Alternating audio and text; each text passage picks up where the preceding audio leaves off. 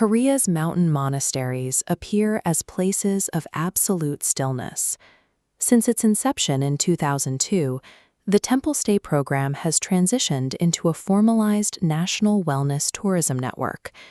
Beneath the tranquil, ascetic environment exists a complex administrative government system.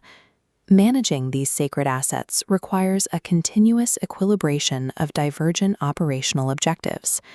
Monastic silence represents an engineered output of rigorous structural management. A core tension exists within Korean Buddhism.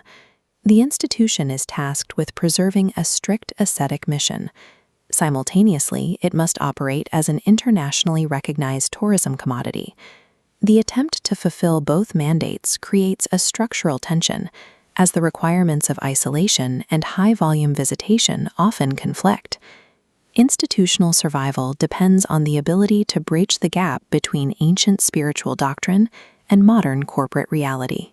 Rapid commercialization risks the degradation of traditional cultural heritage. Administrative bodies must deploy strategic oversight to mitigate this overcommodification.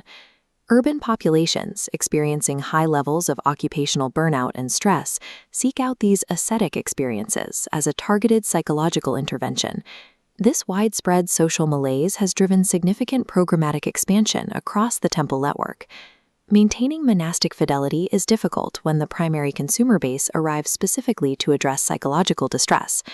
The program integrates historical preservation with the requirements of a structured intervention mechanism for occupational stress. Operating in excess of 140 designated locations demands precise administrative control. Managing this scale requires optimization between operational standardization and authentic monastic fidelity. Sacred sites are increasingly adapted into inclusive hybrid environments.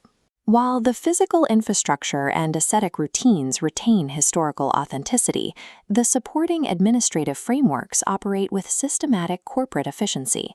Historical authenticity functions as an actively maintained, highly optimized hybrid state. An ancient monastic site operates under distinct constraints compared to conventional hospitality infrastructure.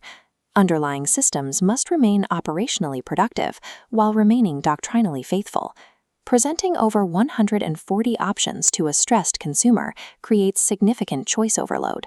Excessive cognitive load during this selection process reduces visitor conversion. A failed selection process prevents the psychological intervention from occurring. Management now relies on the application of data-driven decision support. This matrix correlates specific visitor typologies with optimal temple environments.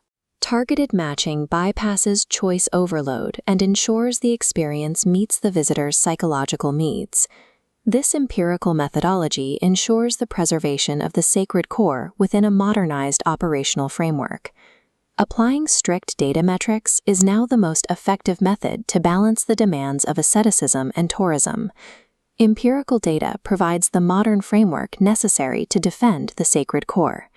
The structural integration of heritage preservation and modern administrative management undergoes continuous evolution. Maintaining this balance ensures the ongoing protection of these heritage sites for subsequent demographics. The operational machinery remains invisible to the visitor, preserving the silence of the monastery.